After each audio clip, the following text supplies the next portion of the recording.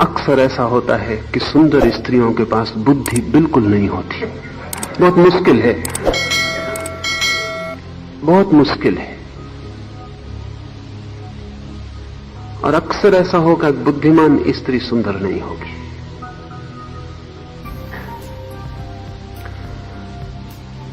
सुंदर स्त्री को बुद्धि की जरूरत भी नहीं होती, सौंदर्य काफी है, उससे यात्रा हो जाती है सुगमता से। स्त्री कुरूप हो तो उसको बुद्धि की जरूरत होती, क्योंकि फिर उसकी यात्रा के लिए कोई उपाय ही नहीं रहा। इसलिए एडलर कहता है कि कुरूप स्त्रियां जरूर अपनी प्रतिभा को विकसित कर लेती किसी न किसी दिशा में, संगीत में, काव्य में, लेखन में, पेंटिंग में, क्योंकि कहीं न कहीं उन्हें भी चमक के दिखने की आकांक्षा होती है। चमड़ी से नहीं चमक सकती तो किसी पेंटिंग में, किसी काव्य में, किसी संगीत में, सितार पर। इसलिए जरा देखें, जब भी आप प्रतिभाशाली स्त्री देखें तो सोचना, बड़ी संगीतिका हो, प्लेबैक सिंगर हो, पर सुंदर नहीं होगी। सुंदर स्त्री इस तरह की झंझट में नहीं पड़ती। क्या जरूरत संगीत की? उसका शरीर संगीत है तो कोई परिपूरक खोजने की आवश्यकता नहीं। एक दिशा में आदमी बढ़ जाए तो सब दिशाओं से सिकुड़ जाता है। एडलर का तो पूरा का पूरा जीवन सिद्धांत यही है कि हीनता के कारण ही, किसी हीनता के कारण ही लोगों में महत्वाकांक्षा पैदा होती। कुछ कमी होती है गहरी, उस कमी को झुठलाने के लिए लोग किसी दिशा में बहुत तीव्रता से बढ़ जाते और ऊर्जा बदल जाती है, स्थान बदल लेती है। अंधा आदमी, उसकी सारी आंख की ऊर्जा कान में चली जाती, इसलिए उसके सुनने की कला गहन हो जाती। कोई आंख वाला आदमी उस तरह नहीं सुन सकता जैसा अंधा सुनता है। अंधे का सुनना बड़ा सूक्ष्म हो जाता है, पद चाप भी पहचानता है कि कौन आ रहा है। आपको पद चाप सुनाई भी नहीं पड़ते, लेकिन अंधा दूर बरंडे में चलते हुए आदमी को जानता है कि कौन चल रहा है। सारी आंख कान बन गई, इसलिए अंधे संगीत में गहरे उतर जाते हैं जो आंख वाले नहीं उतर पाते, क्योंकि उनके ध्वनि के संबंध में उनकी पकड़ स्वभावता आंख वाले से ज्यादा होगी। हेलन केलर अंधी है, बहरी है, गूंगी है, तो उसका सारी जीवन ऊर्जा उसके हाथों में उतर आई। वो जिस भांति से छूती दुनिया में कोई आदमी नहीं छू सकता, क्योंकि हाथ से उसको आंख का भी काम लेना है, हाथ से उसे कान का भी काम लेना है, हाथ से उसे मुंह का भी काम लेना है, हाथ से उसे सारा काम लेना है। तो 10 वर्ष पहले आपके चेहरे को छू कर देखा हो और 10 वर्ष बाद आपको देखेगी तो पहचान लेगी और कहेगी कि आपका स्वास्थ्य कुछ पहले जैसा नहीं रहा, कुछ अस्वस्थ मालूम होते, कुछ देह जीर्ण हो गई या वृद्ध हो गए। 10 वर्ष पहले की स्मृति अंगुलियों में है और उसके स्पर्श से जैसी विद्युत बहती है वैसे किसी व्यक्ति के स्पर्श से नहीं बह सकती, क्योंकि सारा जीवन सिकुड़ के हाथों में आ गया, वही उसकी सब इंद्रियां हैं। तो जीवन ऊर्जा एक दिशा में बहनी शुरू हो जाती तो दूसरी तरफ से सिकुड़ आती, दूसरी तरफ मार्ग न मिले तो किसी एक दिशा में बहनी शुरू हो जाती। एक बात स्मरणीय है कि आप कभी भी ऐसी अवस्था में न पहुंच सकेंगे जहां तुलना से पीड़ा ना होगी ही, और जितने ज्यादा आप बढ़ जाएंगे किसी दिशा में उतनी ही ज्यादा पीड़ा होगी, क्योंकि उतनी ही दिशाओं में आप क्षीण हो जाएंगे। एक ही उपाय है जिसे सुख चाहिए हो कि तुलना छोड़ दे, तुलना का त्याग कर दे, दूसरे से अपने को तौले ही नहीं। तौलने की दृष्टि ही भ्रांत है। अपने को ही देखे, दूसरे से तौलना छोड़ दे तो संतोष का जन्म होता है, अपरिसीम संतोष का जन्म होता है। क्योंकि तब न कोई कुरूप है, तब न कोई बुद्धिमान है, तब न कोई मूढ़ है, तब न कोई सुंदर है, क्योंकि ये सारी की सारी चीजें विपरीत से जुड़ती हैं। जब मैं अकेला हूं, समझ लें कि सारी पृथ्वी के लोग समाप्त हो गए और आप अकेले बचे, तीसरा महायुद्ध हो गया और आप अकेले बचे, सारी पृथ्वी शांत हो गई, तब आप बुद्धिमान होंगे, मूढ़ होंगे, तब आप सुंदर होंगे, कुरूप होंगे, तब आप लंबे होंगे, ठिगने होंगे, तब आप गोरे होंगे, काले होंगे, तब आप क्या होंगे? तब ये सारी की सारी चीजें खो जाएंगी, सिर्फ आप होंगे और ये सारी बातें व्यर्थ हो जाएंगी। उस क्षण में जो शांति आपको मिलेगी, वो शांति अभी मिल सकती है अगर तुलना छूट जाए, क्योंकि जगत बाधा नहीं दे रहा है, तुलना बाधा दे रही है। और तुलना मूढ़तापूर्ण है, क्योंकि तुलना हमेशा विपरीत पर निर्भर है, सौंदर्य कुरूप पर निर्भर है, धनी गरीब पर निर्भर है। गरीब हट जाए जमीन से, धन की सारी गरिमा हट जाएगी। लेकिन गरीब कोशिश में लगा होता है अमीर को मिटाने की, अमीर कोशिश में लगा होता है गरीब को मिटाने की। दोनों एक दूसरे पर परजीवी हैं, एक दूसरे पर जी रहे हैं, दोनों ही मिट जाएंगे या दोनों रहेंगे। इसलिए सोवियत रूस जैसे मुल्क में जहां के अमीर को मिटाने की गरीब ने कोशिश की, अमीर मिट गया, नाम बदल गया, दूसरे अमीर आ गए, क्योंकि दोनों साथ ही हो सकते। पहले जहां पूंजीपति था वहां अब मैनेजर आ गए। बर्न हमने ठीक शब्द का उपयोग किया है, वो कहता है कम्युनिस्ट रेवोल्यूशन जैसी कोई चीज दुनिया में नहीं हुई है अभी तक, मैनेजरियल रेवोल्यूशन। सिर्फ व्यवस्थापकों की बदलाहट हो जाती, मालिक की जगह दूसरे मालिक आ जाते हैं, उनका नाम दूसरा होता है, तख्ती दूसरी होती है, लेकिन वो जो गुलाम था गुलाम होता है, मालिक होता है। वो दोनों का नाता रिश्ता बना ही रहता है, वो कहीं समाप्त नहीं होता। या तो दोनों रहेंगे या दोनों जाएंगे। द्वंद्व के इस जगत में एक से छुटकारा और एक का बचाव संभव नहीं है। हम सब तरह की कोशिश करते हैं छुटकारे की। हम चाहते हैं युद्ध ना हो, शांति हो। कितने लोगों ने नहीं चाहा कि शांति हो, लेकिन कुछ हो नहीं पाता। 10 साल नहीं बीत पाते और महायुद्ध उतर आता है। ऐसा लगता है कि कोई उपाय नहीं है। शांति और युद्ध परिपूरक है, विपरीत नहीं है। और अगर युद्ध ना हो तो शांति भी व्यर्थ मालूम होने लगती है। जैसे युद्ध होता है शांति में सार्थकता आ जाती है, अर्थ मालूम होता है। जैसे जन्म और मृत्यु है, ऐसे ही शांति और युद्ध है। तो बर्ट्रैंड रसल जैसे लोग, जो भले लोग हैं और जो चाहते हैं दुनिया में शांति हो, युद्ध ना हो, उन्हें लाओ त्से को ठीक से समझना चाहिए। क्योंकि लाओ त्से कहेगा ये नहीं हो सकता, दुनिया होगी, शांति होगी तो युद्ध जारी रहेगा। एक ही उपाय है, जमीन शांत हो, यहां युद्ध ना हो। वो उपाय यह है कि हम किसी और ग्रह पर अगर जीवन को पालें, मंगल पर अगर कोई जीवन मिल जाए और प्लेनेटरी युद्ध छिड़ जाए कि मंगल से पृथ्वी का संघर्ष होने लगे, तो पृथ्वी पर युद्ध बंद हो जाए, फिर पाकिस्तान हिंदुस्तान के लड़ने का कोई अर्थ नहीं रह जाए। क्योंकि बड़े दुश्मन के मुकाबले हमें इकट्ठा हो जाना पड़ेगा। ऐसा अभी भी होता है। हिंदुस्तान पाकिस्तान लड़ते हैं तो गुजराती और मराठी का युद्ध समाप्त हो जाता है, वो इकट्ठे हो जाते हैं। पंजाबी गैर पंजाबी का युद्ध समाप्त हो जाता है, मद्रासी गैर मद्रासी का युद्ध समाप्त हो जाता है, वो इकट्ठे हो जाते। बड़ा दुश्मन सामने आ गया, कॉमन इनिमी सामने आ गया, हम इकट्ठे हो जाते। इसलिए जब युद्ध चलता है तो देश में बड़ी एकता मालूम होती है। वो ये एकता नहीं है, वो छोटे युद्ध समाप्त हो जाते हैं जब बड़ा युद्ध सामने होता है। वैसे जैसे आपको छोटी मोटी बीमारी और बड़ी बीमारी हो जाए, पैर में फुंसी हुई थी, फिर कोई कह दे कैंसर हो गया, फुंसी समाप्त हो गई, अब है ही नहीं। अब कौन उस फुंसी को, उसका बोध भी नहीं रह जाएगा।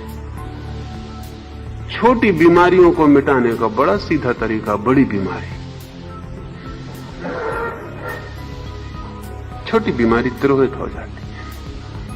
हिंदुस्तान पाकिस्तान लड़ते तो छोटी बीमारियां तिरोहित हो जाती, मुल्क इकट्ठा मालूम होता है। अगर कोई ग्रह हमसे युद्ध में उतर जाए किसी दिन, तो जमीन की सब छोटे छोटे झगड़े समाप्त हो जाएंगे। तो रूस और अमेरिका एक हो सकते हैं, तो चीन और भारत एक हो सकते हैं। कॉमन एनिमी आ गया, लेकिन युद्ध नए स्तर पर शुरू हो गया। शांति है तो युद्ध होगा। इसलिए गीता का संदेश बहुत लोगों को समझ में नहीं आता कि आखिर कृष्ण इतना जोर क्यों दे रहे हैं कि तू लड़। बर्टन रसेल जैसे लोगों को तो लगेगा कि कृष्ण भी युद्धवाज है और युद्ध के लिए प्रोत्साहन दे। वो छोटे युद्ध समाप्त हो जाते हैं जब बड़ा युद्ध सामने होता है। वैसे जैसे आपको छोटी मोटी बीमारी और बड़ी बीमारी हो जाए, पैर में फुंसी हुई थी, फिर कोई कह दे कैंसर हो गया, फुंसी समाप्त हो गई, अब है ही नहीं। अब कौन उस फुंसी को, उसका बोध भी नहीं रह जाएगा। छोटी बीमारियों को मिटाने का बड़ा सीधा तरीका, बड़ी बीमारी। छोटी बीमारी तिरोहित हो जाती। हिंदुस्तान पाकिस्तान लड़ते तो छोटी बीमारियां तिरोहित हो जाती, मुल्क इकट्ठा मालूम होता है। अगर कोई ग्रह हमसे युद्ध में उतर जाए किसी दिन, तो जमीन की सब छोटे छोटे झगड़े समाप्त हो जाएंगे। तो रूस और अमेरिका एक हो सकते हैं, तो चीन और भारत एक हो सकते हैं। कॉमन एनिमी आ गया, लेकिन युद्ध नए स्तर पर शुरू हो गया। शांति है तो युद्ध होगा। इसलिए गीता का संदेश बहुत लोगों को समझ में नहीं आता कि आखिर कृष्ण इतना जोर क्यों दे रहे हैं कि तू लड़। बर्टन रसेल जैसे लोगों को तो लगेगा कि कृष्ण भी युद्धवाज है और युद्ध के लिए प्रोत्साहन देते हैं, लेकिन कृष्ण की समझ वही है जो लाओस से की है। जब शांति है तो युद्ध होगा। युद्ध से छुटकारा नहीं है, उसे स्वीकार करना पड़ेगा। और अगर पूरी तरह से स्वीकार कर लिया तो युद्ध की जो बोझ है युद्ध का, वो विनष्ट हो जाता है और युद्ध के मध्य से भी शांति का मार्ग खोजा जा सकता है। युद्ध के बीच से, युद्ध की आग के बीच भी कोई शांत रह सकता है और ध्यानस्थ रह सकता है। स्वीकार कर ले दोनों, तो गीता का पूरा संदेश इस बात का ही है कि शांति और युद्ध में तू चुनाव मत कर। जो भाग्य है, जो नियति है, जो हो रहा है, उसके साथ तू जुड़ जा और तू कोई फल की आकांक्षा मत कर। तू सिर्फ मान की निमित्त है और जो हो रहा है उसे हो जाने दे। तू कोई चुनाव मत कर। आज चुनाव का ये दृष्टिकोण तभी निर्मित हो सकता है जब हम विरोध को विरोध न समझें, परिपूरक समझें। उच्चस्थ जन आधार के लिए निम्नस्थ पर निर्भर है। यही कारण है कि राजा और भूमिपति अपने को अनाथ, अकेला और अयोग्य कहते हैं। ये थोड़ा समझने जैसा है। सम्राटों को सदा अकेलेपन का अनुभव होता है, धनियों को अकेलेपन का अनुभव होता है। ऐसा अनुभव गरीबों को नहीं होता, लोनलीनेस का। अपने महल के शिखर में वो अकेले रह जाते। अब ये मनुष्य की बड़ी विडंबना है कि पहले आदमी पूरी कोशिश करता है कि मैं सबसे ऊंचा हो जाऊं, लेकिन सबसे ऊंचे होने में वो अकेला भी हो जाता है, क्योंकि सब नीचे छूट जाते हैं, कोई संगी साथी नहीं रह जाता। जब अकेला रह जाता आदमी, तब उसको पीड़ा शुरू होती है कि मैं बिल्कुल अकेला हूं, कोई नहीं जिससे मैं बात कर सकूं, कोई नहीं जिससे मेरा प्रेम हो सके, कोई नहीं जिससे मेरी मित्रता हो।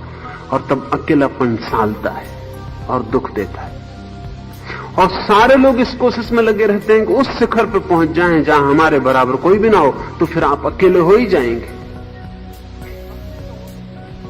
अकेले होने की किसकी तैयारी नहीं है और अकेले होने की सब कोशिश में लगे हैं। इसलिए धनी आदमी अपनी सफलता के चरम क्षण में पाता है कि असफल हो गया,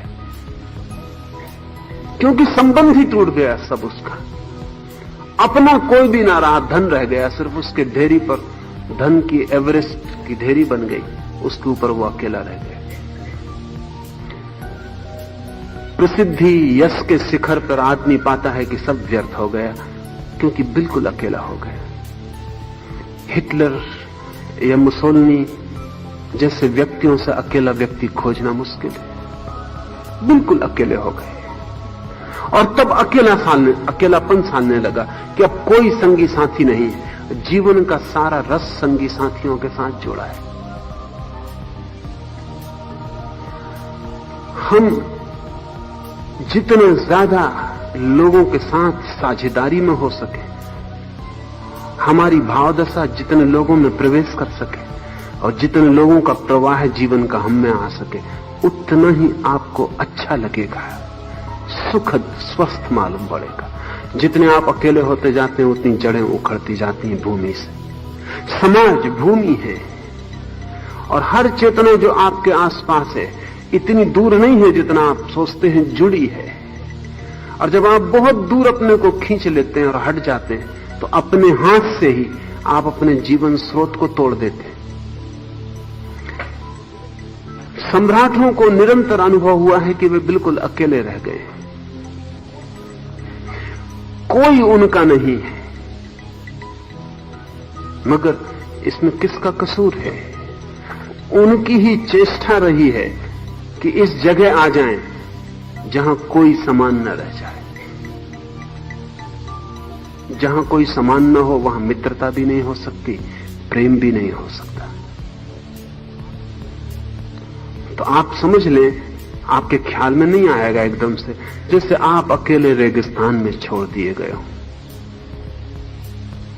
जहां बोल भी नहीं सकते, अपना दुख भी नहीं कह सकते, अपने सुख की खबर भी नहीं दे सकते, कोई वहां है ही नहीं। चिल्लाते हैं तो अपनी ही आवाज गूंज के तिरोहित हो जाती, कोई प्रत्युत्तर नहीं आता। जैसा रेगिस्तान में छूटा अकेले आदमी की दुख दशा हो जाती है, दुर्दशा हो जाती है, ठीक वैसे ही रेगिस्तान यहां भी है। जब कोई धन के पूरे शिखर पर पहुंचता है तो अकेला हो गया, रेगिस्तान में हो गया। जब कोई राजनीति के शिखर पर पहुंच जाता है तो अकेला हो गया, रेगिस्तान में हो गया। यश के शिखर पर पहुंच गया, अकेला हो गया। कई तरह के रेगिस्तान हैं, तरह तरह के रेगिस्तान हैं और हम सब उनकी तलाश कर रहे हैं। लाओस से कहता है, यही कारण है कि राजा और भूमिपति अपने को अनाथ, अकेला और अयोग्य कहते हैं, क्योंकि जिन पर वे निर्भर हैं उनसे ही अपने को दूर रखते हैं। जिन पर जीवन निर्भर है उनसे ही अपने को काट लेते हैं। अगर सम्राट के द्वार पर भिखमंगा आए तो सम्राट मिलेगा भी नहीं, वो कहेगा मैं सम्राट, तू भिखमंगा। लेकिन उसका सम्राट होना इस भिखमंगे पर निर्भर है। ये उसका मित्र है, ये उसका सगा संगी है, ये उसका परिवार का सदस्य है। ये दोनों एक ही कड़ी के दो पहलू हैं, एक ही कड़ी के दो छोर हैं। सम्राट को चाहिए कि उसका स्वागत करे, सम्राट को चाहिए कि उसे मेहमान बनाए, सम्राट को चाहिए कि उसका आदर करे, सम्राट को चाहिए कि कहे कि रुको कुछ देर मेरे पास, क्योंकि हम तुम संगी साथी हैं। मैं एक छोर पर, तुम दूसरे छोर पर, तुम्हारे बिना मैं नहीं हो सकता, मेरे बिना तुम भी नहीं हो सकते। अगर कोई सम्राट ऐसा कर पाए तो फिर अकेला अनुभव नहीं करेगा, फिर तो वो सबके भीतर व्याप्त हो जाएगा और उसे एक का अनुभव शुरू हो जाएगा। ये उसकी साधना हो जाएगी। अगर सम्राट भिखारी को गले लगा ले और कहे कि तुम मेरे मित्र हो,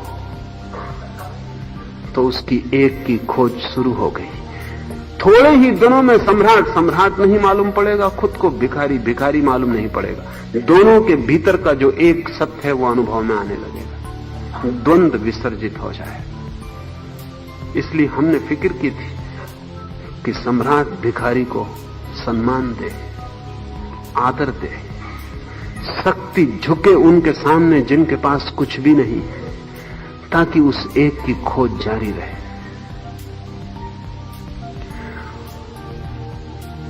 अगर आप सुंदर हैं तो असुंदर व्यक्ति की तरफ मुंह मत मोड़ने। वो आपका परिवार का सदस्य है, उसका दान है आपको, वो आपका ही दूसरा हिस्सा है, उसे छाती से लगा ले। संत फ्रांसिस के जीवन में एक उल्लेख है कि संत फ्रांसिस ने कहा कि मुझे परमात्मा का जो पहला अनुभव हुआ वो हुआ एक कोढ़ी को जब मैंने छाती से लगाया, और जब मैंने उसके